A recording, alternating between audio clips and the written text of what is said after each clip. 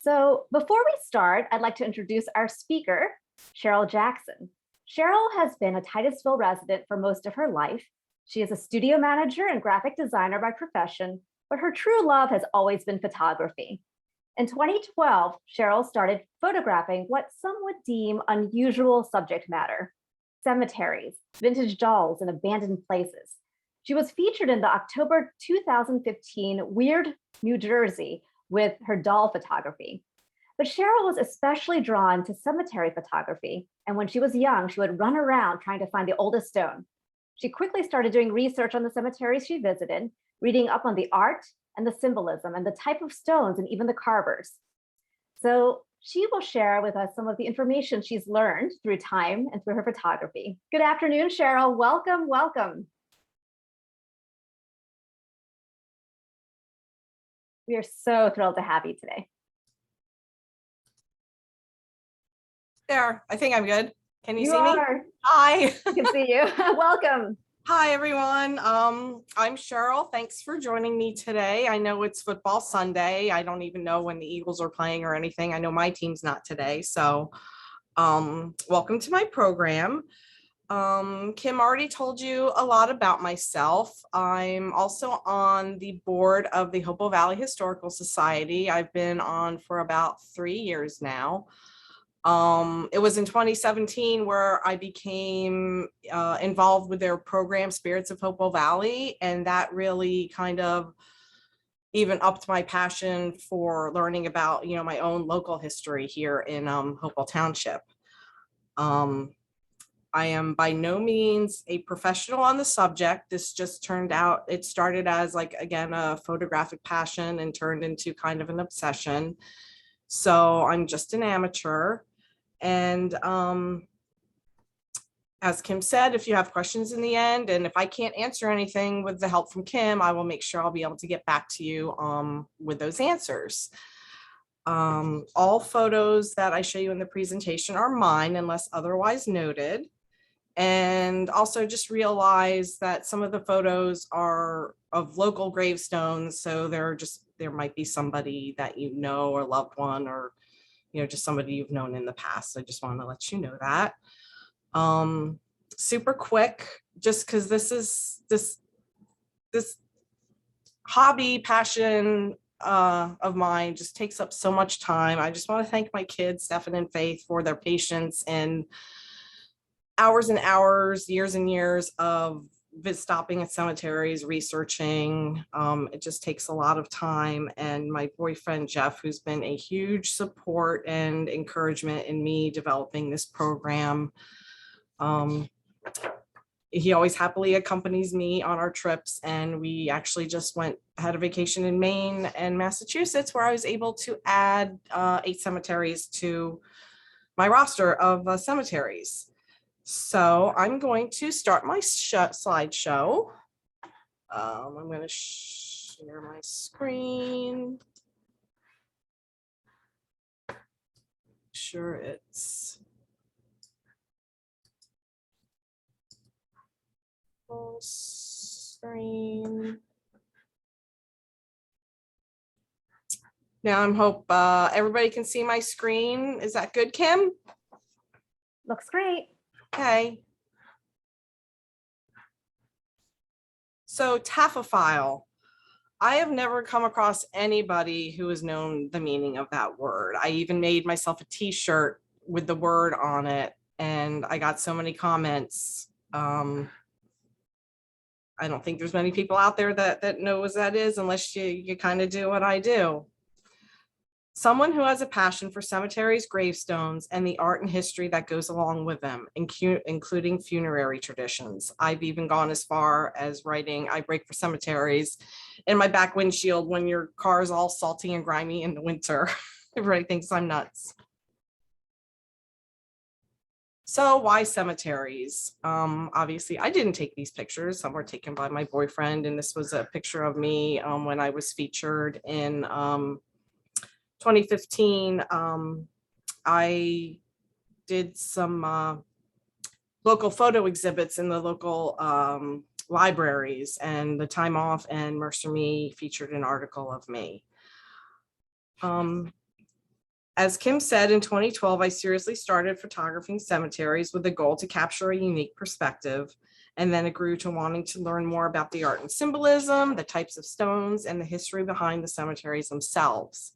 I do research on most of the cemeteries I visit. Everywhere I go, I try to visit a local cemetery, and often pulling over to surprises at the last minute. So why cemeteries? Solace and beauty. Many think cemeteries are forbidden and scary places. To me, they are actually peaceful and quiet places of beauty and history. Today's times, they are not a common destination for most. But did you know in the mid-1800s, the new larger garden cemeteries were some of the first public parks and places for people to gather, walk, and picnic. These cemeteries were developed outside of the urban areas where the city graveyards became overcrowded and full, and the fear of additional disease outbreaks grew. And yes, I've even picnicked in a cemetery. Some of my earlier shots, I really tried to capture a different perspective. Here, you know, with the sunrise and the fog. I mean, yes, this one is more of kind of like an ominous, scary picture with the black and white. But I also try to capture the different seasons. I especially love going there during the fall with the brilliant colors. I've ventured out into snowstorms. And I love the spring too, with all the beautiful flowers. They are also places of nature. Just like a park, a lot of nature can be found here. To say there is life among the tombstones. Overgrown, maybe kept, the vines, you know, creeping up, taking over the tombstones. A place for wildlife. I see just as much wildlife in cemeteries as I do when I go for a walk in the park. Deer, insects, foxes, groundhogs, squirrels, chipmunks, and up in Maine, we even saw a beaver and a beaver dam. Birds perch.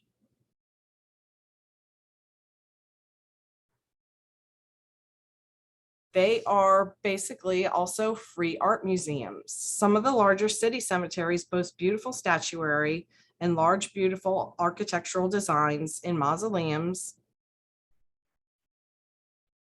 Some of these big cemeteries, I swear the mausoleums are bigger than some houses. They're absolutely gorgeous. And if you go, you know, up to the door, some doors you can peek through, you can see the beautiful stained glass on the other side with the light shining through. Some have like spectacular, you know, marble columns.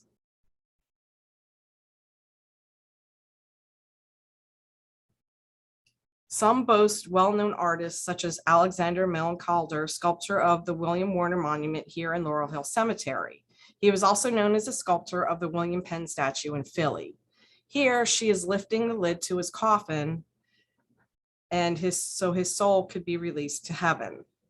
Warner was a wealthy coal merchant. This family plot also has several large statues and sculptures. They're all off to the left here. It's quite a sight to see.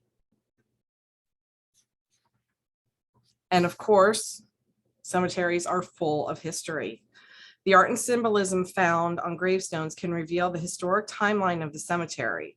The winged skull was key in the mid-1600s to early 1700s to tell of everyone's definite mortality. In the late 1600s, they started carving winged souls or soul effigies depicting a more positive scene of one's soul being carried off to heaven.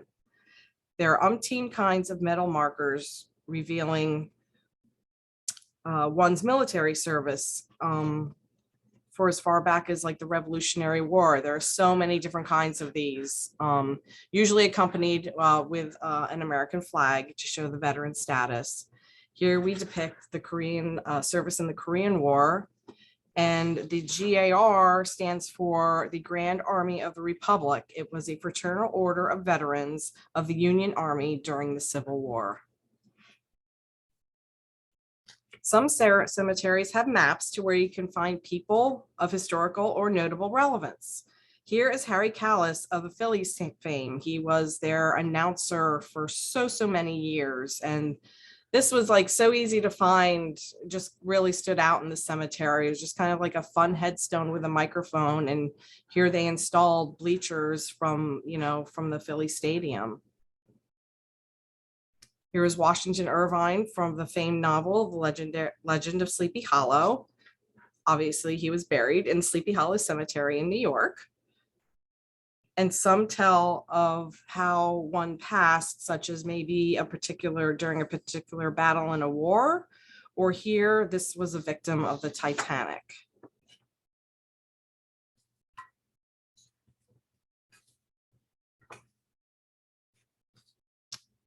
These I have found sprinkled throughout cemeteries. Some more than others. I don't know, maybe I need to read more on it, but I'm wondering if they're in Catholic cemeteries, because like I said, some cemeteries are just everywhere. They're made of ceramic, and just a very nice portrait of the person who is laid to rest there. I've also come across surprises, and this was always a fun story for me. Here I thought, I'm like, wow, what a handsome man. So I took a photo where I could later do some research on it to see who he was. Robert Cornelius studied chemistry and worked for his father in the family business at a lamp manufacturing company, where he became known for his work in silver plating and metal polishing. With the help of a fellow chemist, Paul Beck Goddard, he attempted to perfect the daguerreotype, a picture made on a silver surface, sensitized with iodine and developed by exposure to mercury vapor. He took this kind of self-portrait or selfie, which is supposed to be like one of the first photographs of a human. Between 1841 and 1843, he operated one of the earliest photographic studios before the business of photography really grew, and then he returned to the family business. I was just particularly excited with this find because it had to do with photography. This is a list of different cemeteries that I've been through since for like the last 10 years. And I've also included some of my more recent ones up in New England. New York City, Greenwood, Calvary, Woodlawn, and Philly, Laurel Hill Cemetery are just magnificent, beautiful cemeteries that have so much statuary and like the mausoleums that I was telling you about. I mean, you could walk around those for days and days and not see the whole cemetery. Here I have some photos of some of the Hopewell Township cemeteries that I visited. Here is the Hopewell Baptist Churchyard, which is on church grounds. The first church was built in about 1747 and rebuilt in 1812. The oldest of the stones you will really always find closer to the church. When you're going to a historic church, and you want to try to find some of the older art and symbolism, always stick closer to the church. I believe there are burials still going on here. This is the Stoutsburg Cemetery in Hopewell. It's an older African-American cemetery founded in 1858, but you really should visit ssaamuseum.org, Stoutsburg Sauerland African American Museum. They really have so much information and history to offer you, also including maybe how to get a hold of Beverly Mills and Elaine Buck's book, Stories in Stone, and information on the new African American Museum in the Sauerland Mountains. I think it's supposed to reopen again in the spring of 2022. Highland Cemetery here sits high atop Hopewell Borough. This one is not attached to any kind of church, and it was established in about the 1860s. Some of the data that I've gotten off on for the local cemeteries, there's an author, Edward Razor. He has compiled books, I believe, on each county in New Jersey. This one was called New Jersey Graveyard and Gravestone and Inscription Locators on Mercer County, but he has one on every county in New Jersey.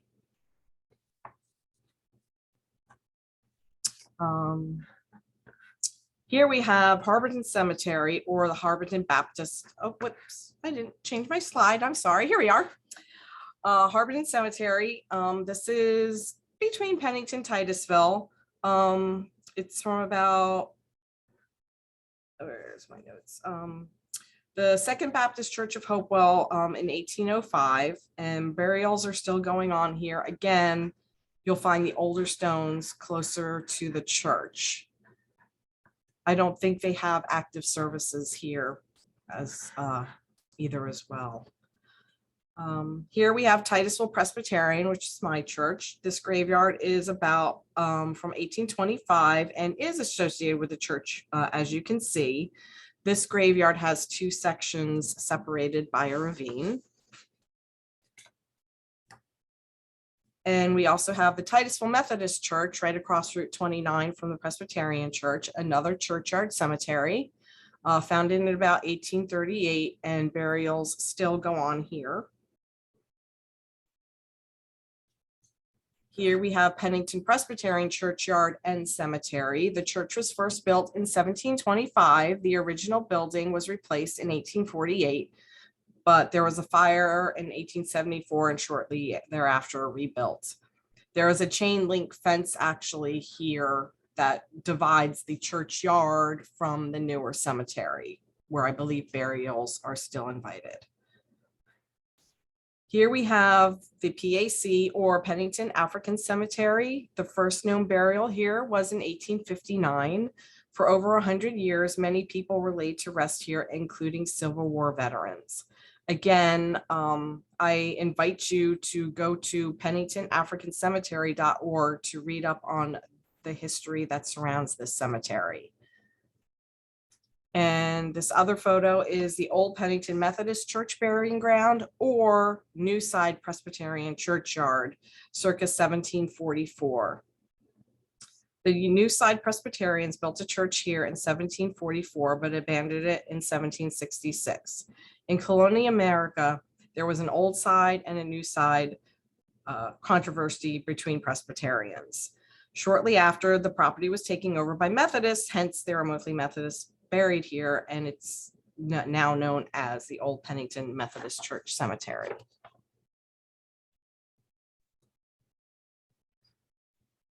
So the very first book I bought when my interest initially peaked, other than photographing cemeteries, was Stories in Stone, a field guide to cemetery symbolism and icons, to decipher what all the carvings were. And I'm going to show you some examples. So here we have the winged skull, or death's head. These various forms of art were some of the earliest tombstone art in colonial America from the 1600s into the 1700s. To sum it up, for the strict Puritans believed you lived for a while and then you die. End of story. For some, no heaven to look forward to. Death was inevitable, hence the use of skulls and skeletons in all forms. They often use the term, "Here lies the body of," also firming up that belief even more, just using almost just a very cold term, "Here lies the body of." Winged souls, soul effigies, and winged cherubs. Death's heads were replaced by these soul effigies in the 1700s, a much more positive belief that after death, your soul will return to heaven. These make my jaw drop when I find things like this. Some of these are new, as you can see from my trip up to New England. I'm just stunned by the amazing art that I found up there. This one here I found in Ewing Presbyterian Churchyard in Ewing. It was just a very crudely drawn, almost kind of like a fieldstone the way it was carved, but it had just like this very crude winged soul that I thought was so interesting.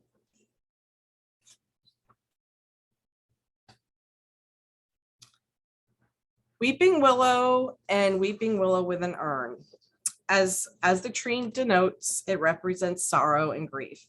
In some religions, it represents immortality, life after death, and the resurrection of the soul.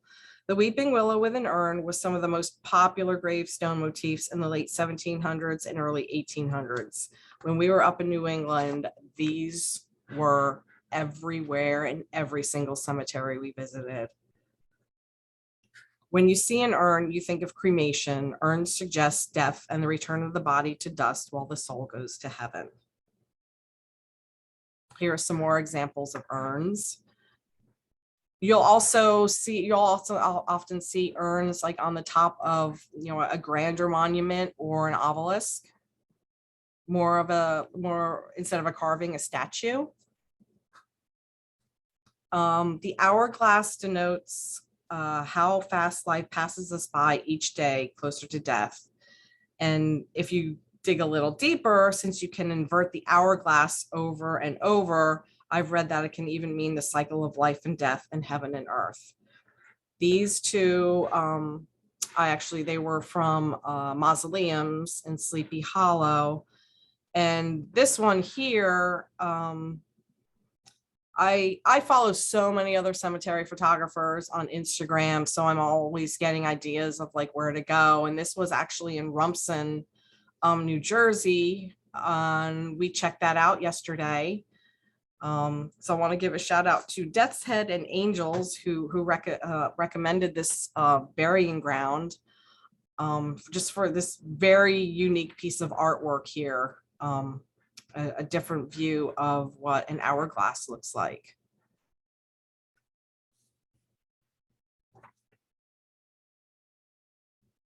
Hands.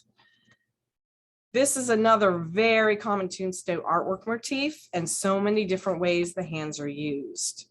The hand pointing up, you can imagine what that means. It means the soul has risen to heaven. The shaking hands usually represent matrimony. You can tell this if the sleeves appear different. To me, if I look at this close enough, I don't know, this sleeve looks a little larger than this one. So I'm thinking it could be matrimony. But if there's no difference in the sleeves, it can represent a welcome to heaven or an earthly goodbye. These two were very unique stones. The hand holding a scroll. The scroll can possibly mean the scriptures of the Bible. And if the scroll is rolled up on both ends, it represents the time span of one's life. This one was especially unique and caught my eye. But here's where I'm asking for your help. So, because I'm having a little trouble deciphering it just because it's so worn, but clearly you can see the hand of God coming down from the heaven or the clouds. And I'm thinking he's reaching down to earth. I'm thinking the shapes below could be earth, maybe mountains, but in the chat, and Kim can, if you want to just take a minute and write your thoughts down, what do you all think this is? I know, looking at it, my boyfriend's like, I can see like a bird shape. But yes, some different thoughts here. So type in the chat maybe what some of your thoughts are. I'd appreciate it. Lambs and babies. These are very sad to come across. All very too often the pre-1900 graves of children. The lamb particularly represents an infant's death. Pure innocence. The same goes for the art of sleeping babies. And the tombstones are always much, much smaller in size. Like this looks like almost like a regular sized tombstone. It is not. It's probably maybe a foot or so high.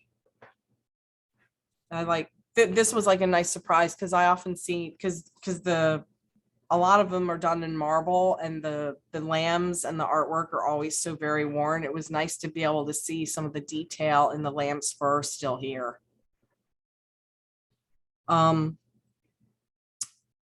Walk around an older cemetery and you will be struck by the number of infant and children tombstones. In Laurel Hill Cemetery, Philadelphia, I once came across a husband and wife, and there were 9 of their children laid to rest with them. that one just like particularly hit hard because they lost every single one of their children. I can't imagine. Almost half of the children under the age of 5 died from tuberculosis, scarlet fever, diphtheria, dysentery, typhoid fever, and as something as simple as diarrhea. It's very sad. Lilies, flower, and wheat. Lilies in particular are one of the most often used in flower. It's the most often used flower in tombstone symbolism. There are a symbol of innocence and purity. It is one of the first flowers to bloom in the spring, so it can represent renewal and resurrection as well. Flowers generally represent the beauty and brevity of life. I love the simplicity of flowers on this gravestone here. 2 children of one family, one died in 1792 and 1793. Again, very simple, a very simple carving. Wheat represents one who has lived a long life, a full harvest. It can also represent the body of Christ, therefore a symbol of immortality and resurrection. And here you also have, the use of the hand with a sheath of wheat.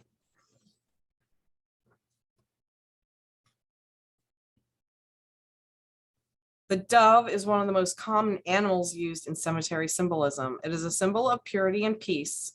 Some are seen with an olive branch here and here, a reference to the dove sent out by Noah in search for land. This one's a particular favorite of mine. And again, this one was in Exeter Cemetery in Maine. And we saw a lot of tombstones like this.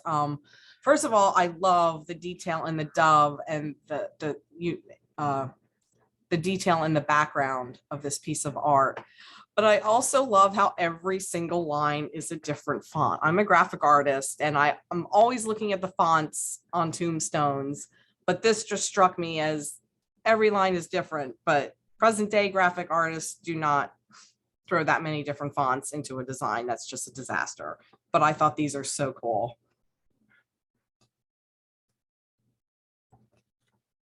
And these are just some other unique finds.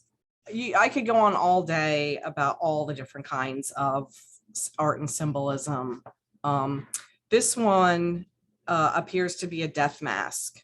It's a likeness of a person's face after their death, often made by taking a cast or impression from a corpse. It sounds morbid, but it has an ancient history going back through many civilizations. They were always a way to memorialize the loved one, but more often it was done for the elite. This next one here is found in Pennington Presbyterian Churchyard. It was this story that our Jack Davis wrote for our Historical Society newsletter, and I wrote an article for it talking about the symbolism of this particular tombstone. It's adorned with a woman's hand holding a flag, which is also carefully draped over the arm. You can tell it's a female's arm because of the type of shirt she is wearing, with a cuff, notably a tight cuff and a puffed sleeve, typical of a woman's apparel, reflective of the 1800s. The carving of a flag is not that common. It is a symbol of courage and pride and usually marks a veteran's tombstone. A grave is usually marked with an actual flag placed next to a tombstone, but the carving of a flag is uncommon. Charity was not a veteran, but she was instrumental in helping the Union soldiers wounded at the Battle of Bull Run. This flag also appears to be surrounded by circular shapes, which look like clouds. And then here, this looks like the sun rays. And I believe that represents Charity's ascent into heaven. Here we have a book. This one's in Trenton's Riverview Cemetery. Unfortunately, I couldn't find a picture of the other side, but I've also seen two tombstones shaped as pedestals with a book on top. Books can represent learning, a scholar, a writer, a bookseller, or even the Bible itself. Now, this final one is my absolute favorite. Just took it up at Marblehead, which is just outside of Salem, Massachusetts, Old Burial Hill Cemetery. There are so many different art symbols just in this one stone, and even the shape of the stone is unique in itself. This stone is protected by a larger piece of granite, rectangular piece of granite, just so it doesn't break apart. So here you have bones on either side of the hourglass. When time runs out, death moves in. The center figure is a skeleton. You know, it's not just the head, you have the skeleton representing death, in this case showing the spine and the ribs.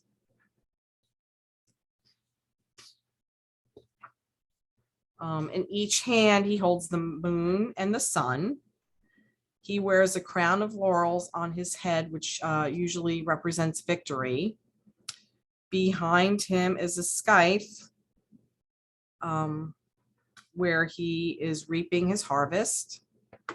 Here you have a serpent with his tail in his mouth, surrounding death, possibly representing the infinite or eternity. Surrounding the serpent in the upper corners, you have winged cherubs, you know, descent to heaven. But then you have the negative, you have two bats here, which I'm like, oh my gosh, there's bats on here. I thought that was so interesting, you know, possibly representing the underworld or hell. It's stones like this. Like I'm like a kid in a candy store when I see artwork like this. It's just incredible to me. Kim, did anybody have any comments about that one stone? Hi, Cheryl. We don't have any comments, but I had a thought. I was looking at it, and it looked like a plant to me. Oh, yeah, maybe like a flower. Yes, it looks here. It looks like leaves. I can see that. Plant. Yep. So, and, you know, also again, you know, common in tombstone symbolism. So thank you. Mm-hmm. If anybody else wants to take a stab at it, I appreciate it. So next I'm going to talk about the types of stones. And this is still, I would say, one of my still most recent researching projects. So I'm still learning. And as I get into marble and granite, like maybe Richard Hunter, you can shoot me an email and critique them and see if I got them right down the road. Here we have fieldstones. You can see them here, the very, very small ones. The very earliest of European settlers had no professional stone cutters, so they often used wooden markers or fieldstones with roughly carved names, dates, or just initials. Not to be confused with footstones, which are small markers at the foot of a grave on the opposite side of, you know, the headstone. Those usually just have initials in them as well. And I have to say, yesterday in Rumson, and I didn't have a chance to get this photo up in here, but we did see an old headstone, and behind it was a very, very worn wooden fieldstone with it. But here you can see a couple of initials with a date.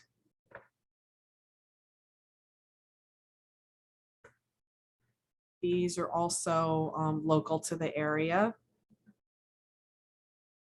And I think these tend to, I think, unfortunately get lost or tossed, thinking that maybe they're just a rock in the middle of a cemetery. But you know, people want markers to be remembered by. Here we have slate, the most used from about the 1660s to 1800. Some of the earlier stones were made of black or gray slate. Surprisingly, these are some of the oldest stones, but most are still very legible. They were easy to carve into and are most unaffected by acid rain. However, they can break off in sheets or layers. These to me are like the most spectacular. The fact that they're so old and you can still, read these 1748, 1789, some are from this, we found from the 1600s. Sandstone was used from about the 1650s to the late 1800s. This was easily available and also easy to carve. Colors, stones range from red to light tan to brown and to gray. But unfortunately, these stones flank easily where pieces just in shards just chip off.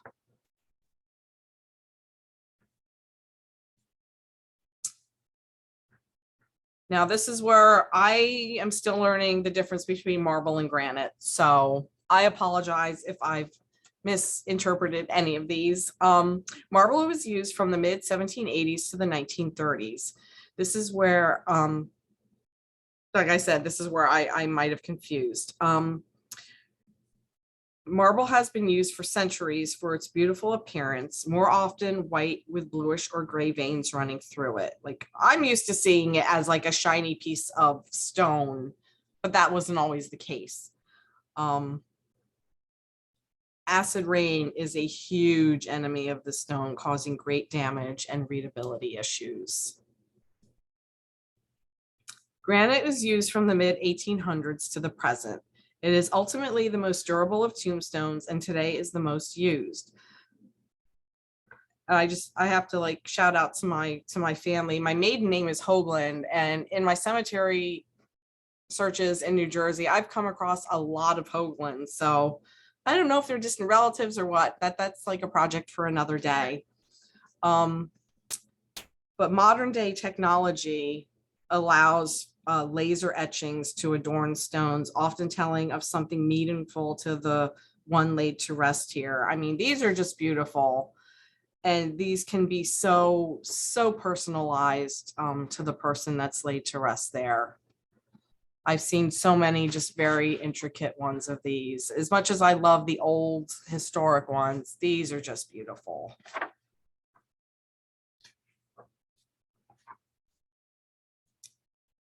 And here we have white bronze or zinc. These were used about from the 1880s to 1920. Us taphophiles call them zinkies because they're kind of rare. It's exciting to find one. They're not a stone at all, but they're made of metal. I mean, go up and knock on it. That's what I do. I'm like, yep, it's a zinky, because ding, ding, ding, it's made of metal. They're very easy to find in a field of tombstones with its telltale bluish gray color. They do hold up very well. Everyone I've personally seen, they're in pristine condition. Although while researching my presentation, they can suffer from creep, where the weight from the top of the monument bears down and the base will begin to bulge. But of course, there's ways to remedy that to help support the upper weight. They're always adorned with like in this area, that's where you'll have the information about who is laid to rest there, some usually in great detail. And where there's not, it's always adorned with some kind of art and symbolism. Here you have these on the sides, and then you have like 4 pieces of art, probably representing some part of their life. And this last section, I'm going to talk about the local carvers that I have found. I remember when I first discovered that Ebenezer Price had stones in Pennington. Again, this is more of like a recent kind of thing I've been researching. I had knowledge of him and I started learning about the carvers. So when I was on a short graphic design freelance assignment in Pennington, I mean, like, what am I supposed to do on my lunch break? So I went next door to the cemetery and looked around. And mind you, I've been to the cemetery many, many times. But now that I had this new found knowledge of the carvers, I was so thrilled to see that these were carved by Ebenezer Price. He was huge in Elizabethtown, which is now Elizabeth, New Jersey. if you look towards the bottom of a colonial gravestone, I mean, mind you, any kind of gravestone, you'll see the signature, a signature or, you know, a monument company name. The carver of the stone, you know, just like an artist signs their paintings. Aside from furniture makers, blacksmiths, silversmiths, and potters and glass blowers, the gravestone carver also left their mark in the colonial artistic archives. Decorative art and folk art can be found in all these mediums of the 1600s and 1700s, especially in the gravestones of the Northeast. I've recently visited some cemeteries of New England, but would love future visits to make closer notes on some of their carvers. Ebenezer Price was a noteworthy and prolific carver of the colonial 18th century New Jersey. He lived from 1728 to 1788. His work often features the embossed cherubs or soul effigies at the top of the stone with a scallop shaped, let's see over here, that one's scallop shaped, and the column type carving up and down each side of the stone. Just these stones, I mean, just look how perfectly they're carved. I mean, you can't see people's handwriting with that kind of clarity. And if you can see like the detail, you know, in its hair, it's just the details in the eyes. So here, and I've also noticed that he signed it different ways. This one's decorative, E. Price. Only a couple of times, and I'm going to show you another example from Hopewell Baptist Church where it actually says cut by. I thought that was interesting.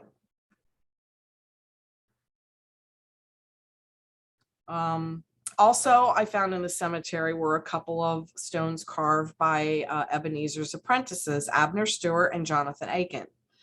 I want to do further findings. I don't know if they were carved during his life or if they were carved after his death. I need to look at that closer. But again, here you have cut by Jonathan Aiken. And here it looks like here you have Abner Stewart, but then you also have Ebenezer Price's initials up here as well in the same stone. Again, that was just a really exciting find for me.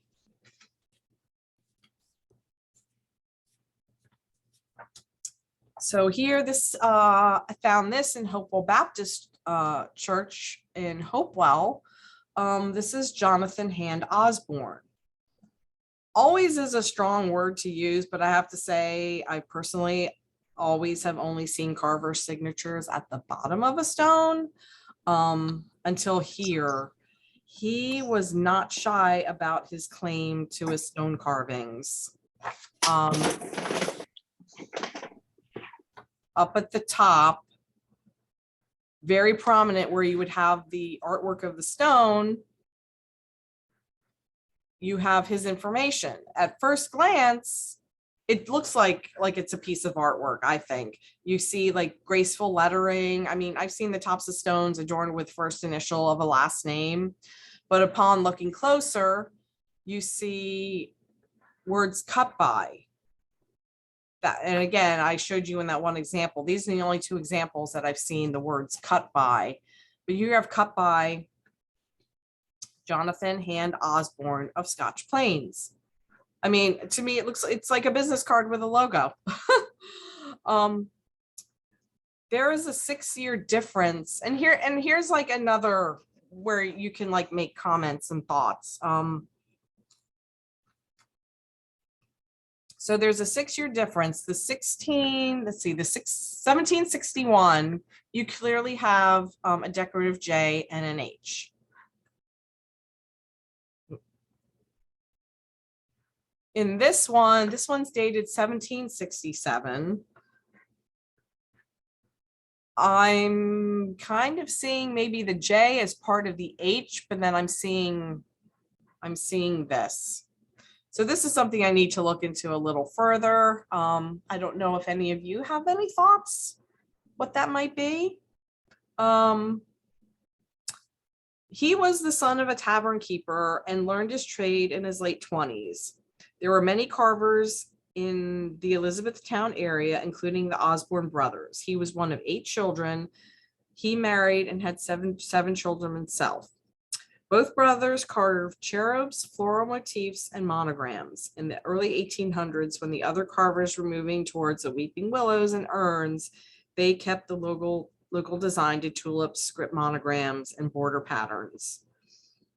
Many followed their lead in the area, which kept the spread of the weeping willow and urn down in this region. Like I told you, up in New England, it was everywhere. Jonathan's shop was in Scotch Plains, as we see here, and his brother signed his markers with Woodbridge.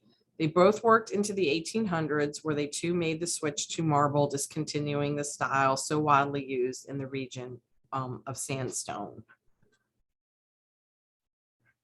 Ward is another, so we're going to get more into the 1800s now.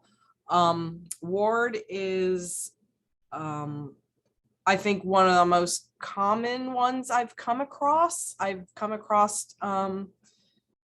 His signature in many of the cemeteries around Hopewell Township. These examples are signed either L. Ward or L. Ward Trenton. In 1836, Luther Ward was established as Marble Works Company in New Brunswick. By 1850, he moved it to East State Street in Trenton. He passed on this trade of carving marble stones to his son, also named Luther.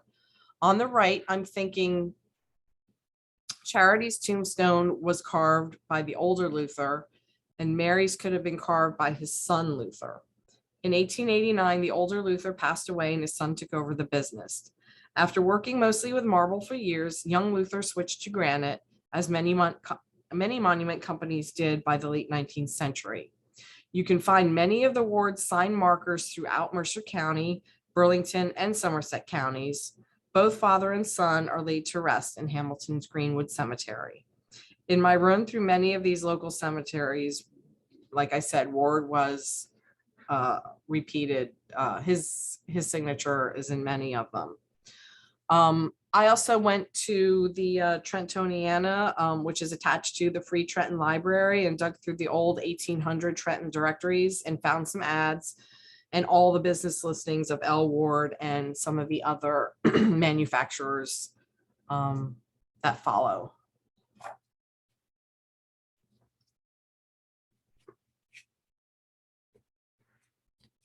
And they weren't called tombstone carvers or stone cutters. I always found them under marble workers.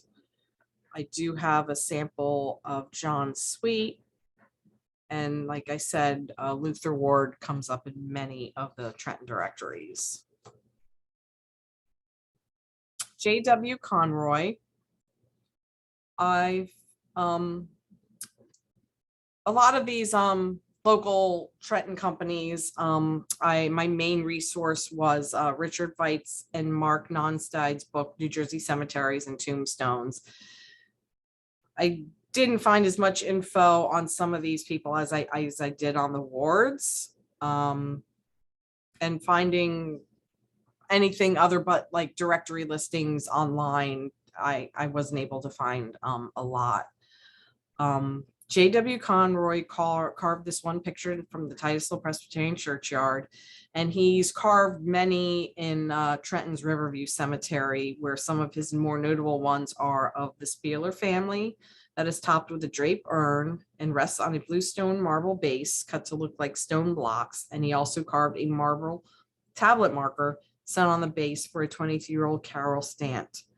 It is carved with 2 plasters and a frame of a heavenly bound angel. So I want to go back to Riverview sometime and see if I can find any of his works. A. Allison or Andrew Allison. In Mercer County, it was the center of carving business, was Trenton. Andrew Allison was a competing marble shop to Luther Ward's, but had carved in other cities prior to Trenton. Luther Ward carved in New Brunswick in the 1830s and Andrew Allison in Easton, PA in the 1820s. He had this business in Easton as early as 1820, and one of his earliest documented markers from 1827 was a marble gravestone for Thomas Balby in the old Greenwich Presbyterian Cemetery in Stewartsville, New Jersey. Other gravestones by Allison from the 1830s can be found in the Alexandria Presbyterian Cemetery in Huntington County, PA.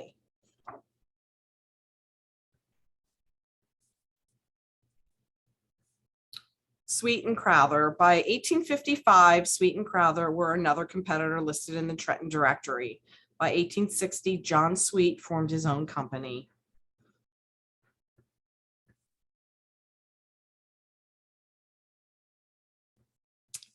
H.M. Swayze. In 1849, Hugh Swayze was born in Morris County. In the late 1860s, it's possible that he operated under the name of Weston and Swayze in Lambertville. And by the early 1870s, under his own name. Around the same time, he eventually moved to Trenton, and in 1879 opened a shop at 216 East State Street. An article that I was given by the woman in the Trentoniana states, H.M. Swayze, Marble and Granite Works, with his address. Mr. H.M. Swayze established his Marble and Granite Works at number 216 East State Street. He carries a good stock and does an excellent trade, which is confined principally to this city and county and to Bucks County, PA. Monument slabs, head and footstones, etc., are furnished of the best material and of superior workmanship. Cemetery lots are enclosed with marble or granite, and the work is guaranteed. The yards are 25 by 150 feet in size, and many excellent specimens of his handiwork are here on exhibition. This cutting and finishing department is 20 by 30 feet in size, and 6 skilled workmen are kept constantly employed. Mr. Swayze is a native of this state and has resided in Trenton for many years. He is a thoroughly practical workman, competent and skillful. I love the wording of some of that. And the final one that I'd like to share with you, again, there's so many throughout Hopewell Township and Mercer County, so many different carving companies. This is J.H. Silcox. The Silcox family was Central New Jersey's most prolific tombstone carving family. Joseph Silcox was carving stones in the early 1800s. One record showed he was paid $9.65 for a headstone and footstone. As Joseph disappears from any further documentation, other family members come into light. Henry and Isaac Silcox. Henry was born in North Brunswick in 1793 and operated a monument yard first in Jamesburg, then Somerville, and then finally in New Brunswick. They were both carving sandstone markers in the early 1800s. Example of Henry's work can be found in Middlesex and Somerset counties. He ended up carving his father's tombstone, where he is laid to rest, in the Cranberry Presbyterian Cemetery, where many other Silcox markers can be found. Now we get to the tombstone shown here. Henry's son, James Hull Silcox, was born in 1820. He took over the business along with his brother Gabriel when their father died in 1846. The New Brunswick City Directory lists their marble shop on 51 Nielsen Street. There are many markers of many styles carved by James throughout central New Jersey. Gabriel did not sign his works. About 1876, the Silcox Company was sold to Edward E. and Charles Kilbourne. James died on October 25th, 1880, ending the Silcox carving legacy. He was also buried near his father in the Silcox family plot. His father is not the one in Cranberry. He was buried in Willow Grove Cemetery in New Brunswick. Like I said, there's just so much information I would love to share with you all. So much more art and symbolism and amazing finds that I've discovered in my last over 10 years of doing this. I will let Kim help me now if anybody has any questions, or I'll give the answers. And if you have any thoughts on the couple of things that I shared with you that I was looking for an answer for. Thank you. Thanks so much, Cheryl. That was great. Your photography is so beautiful. You mentioned that one carver, his initials are J.H., and how he carved at the top of the stone. Yeah. And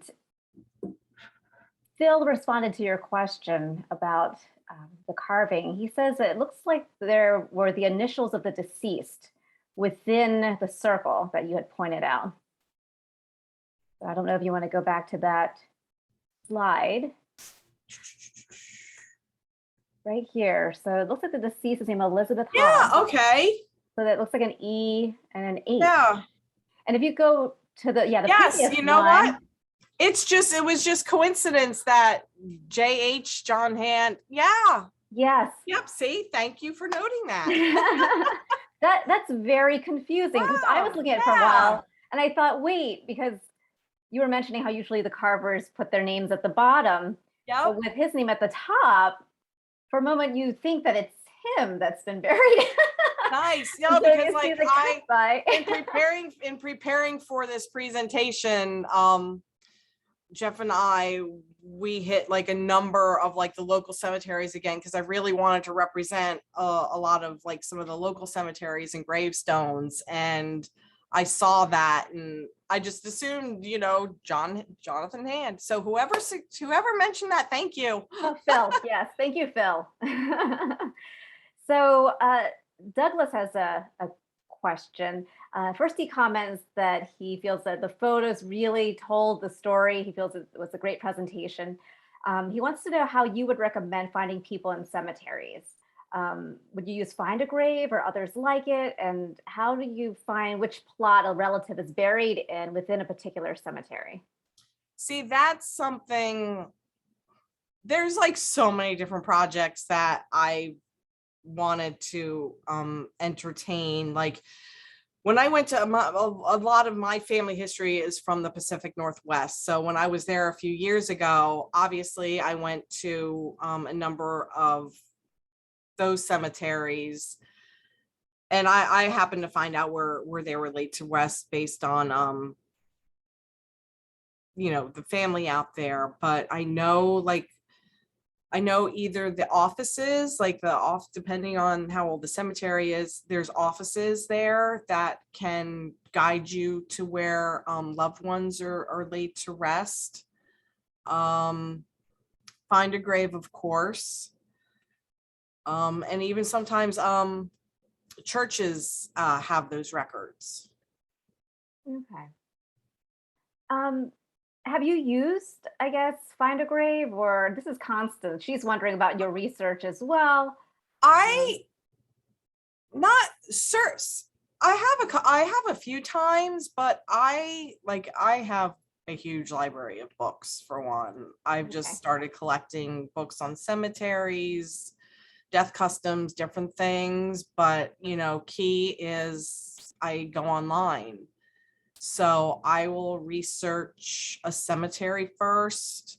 I'll research the area's history a little bit, but sometimes depending on where I'm going, I'll be like, oh, is there anybody notable or famous buried here?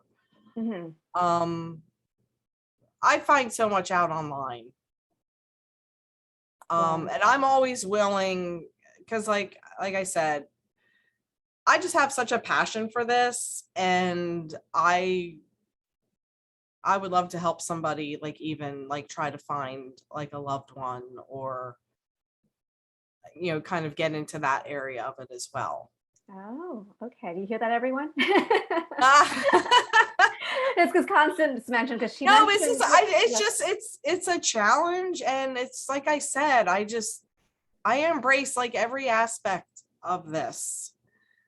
Like I said, it started with taking pictures I'm doing a presentation today. This is my first ever presentation.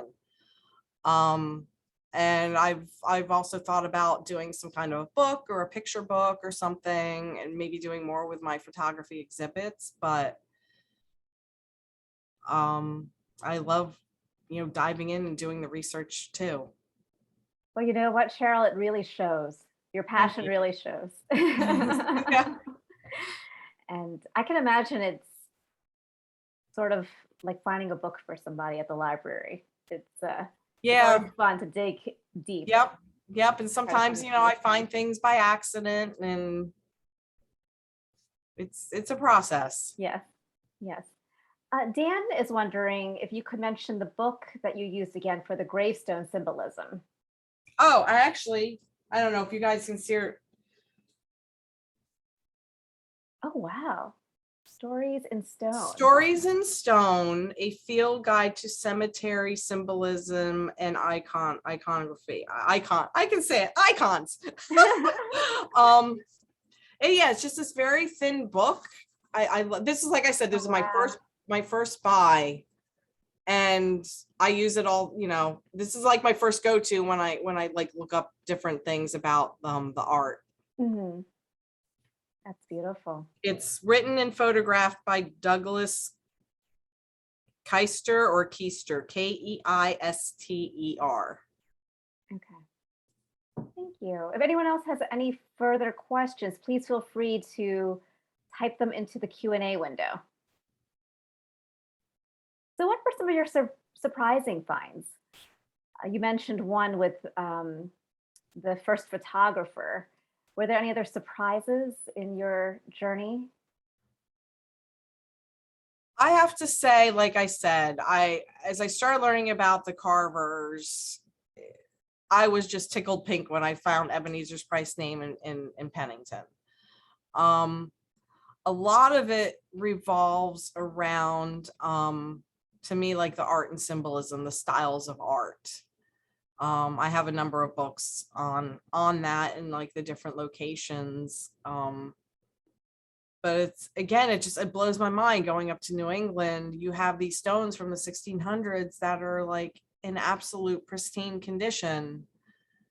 Depending on the rock that was used, where you have, I'm going through a cemetery from the 1800s and it's really hard to read what they say. It's a shame. One of the tricks I've done is sometimes you have epitaphs that are so long in length, and instead of trying to sit there for an hour trying to make it out, I'll take a picture of it and then put it in Photoshop or whatever photo editing software you have and play with the contrast and stuff, and it definitely punches up the lettering and you can read it better.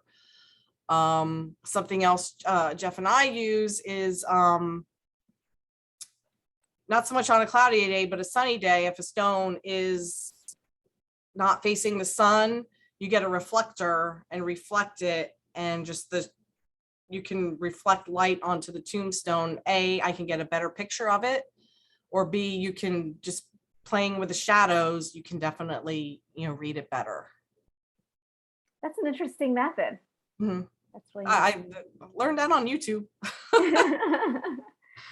Oh, but just like visiting some of these, it's like I said, it's the art. Like you walk around Laurel Hill Cemetery in Philadelphia and it's statues galore.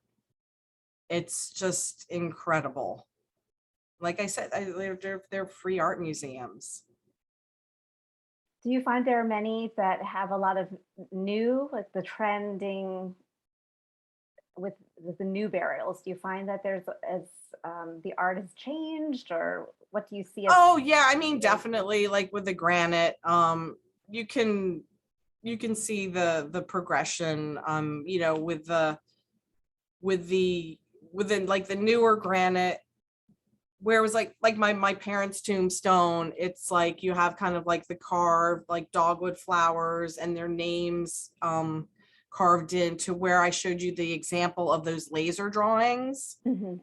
Like I'm seeing a lot more of those, and they're stunning. Like some of them are just kind of like, like the white, I don't know what you call it, like with the white color on a dark stone. Others are just full color. Wow. They amaze me. And I had some friends who kind of did the same thing. They did programs on cemeteries and art and symbolism and stuff. And they had a program on some modern day carvers where their works are just more personalized, not so much done by a machine, but just, stunning. So there are still stonecutters out there doing amazing work. Wow, I didn't know that. That's neat. Yeah. That's really neat. So Nancy has a question for you. She's wondering if you're familiar with a cemetery on the property of St. Joseph's Nursing Home in Lawrenceville. She said she hasn't been able to find any history. Well, like I said, I mean, I can look further into that because again, I have this book by Edward Razor. It's like every cemetery, family plot, old burying ground in Mercer County. And I could, if she wants to leave you her contact information, I could look into that further. Oh, that's great. I'd be happy to. Okay. Well, Nancy, yeah. St. Joseph's Nursing Home. I'd have to look up exactly where that is too. Okay. Yeah, so yeah, if we can get her contact information, I'd be happy to look that up, check that out. Okay. Well, Nancy, we do have your email from when you registered, so I will be in touch with you. Thanks. All right. Oh, okay. Yeah, I know. Okay, I know where that is. Yeah. Yep. Yeah. My first thing will be to look in this book and then see what else I can find. All right. Well, Cheryl, thank you so much for spending this lovely Sunday afternoon with us. Thank you. And I want to thank everybody joining me. I know it's beautiful out and a beautiful fall day. So thank you. Yes. Before we leave, I just wanted to say hello to Bob Lawless, Bob, could you give us a few words about the Historical Society? Let's find Bob here. Maybe Bob's not here any longer. Oh, there you are, Bob.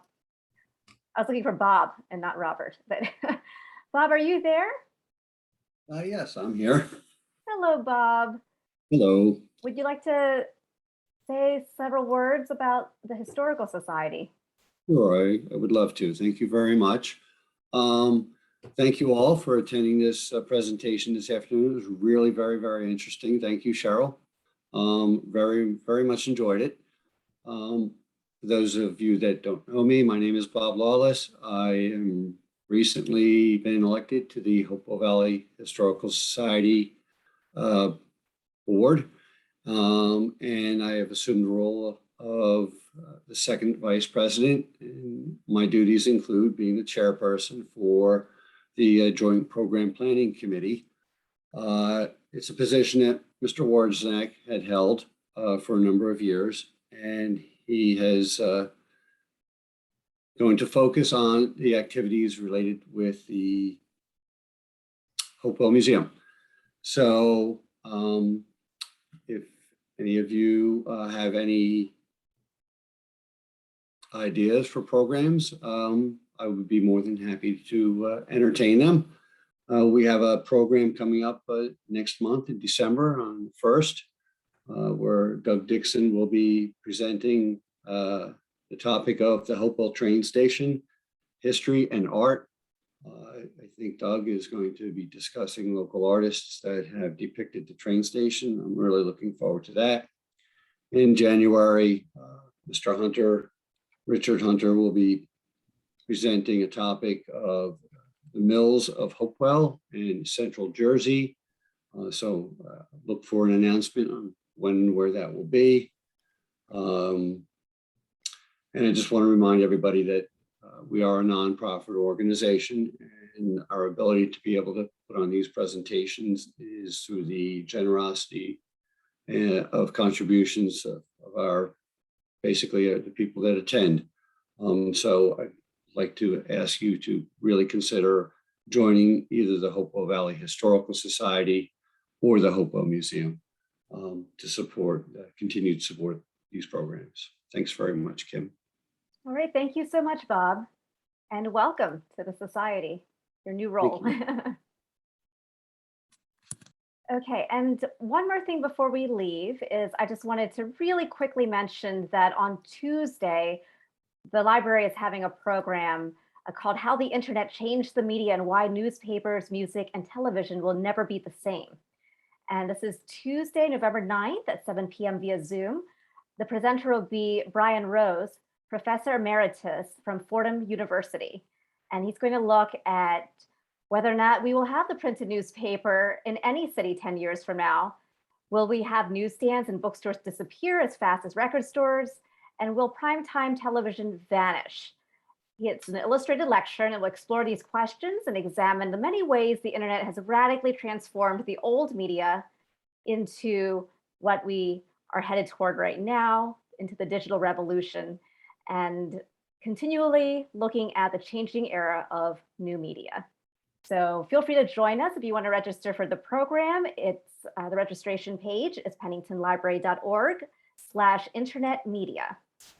And Cheryl, once again, thank you so much. Thank you, everybody. Yes. Appreciate it. Thanks. And have a wonderful evening, everybody. Goodbye.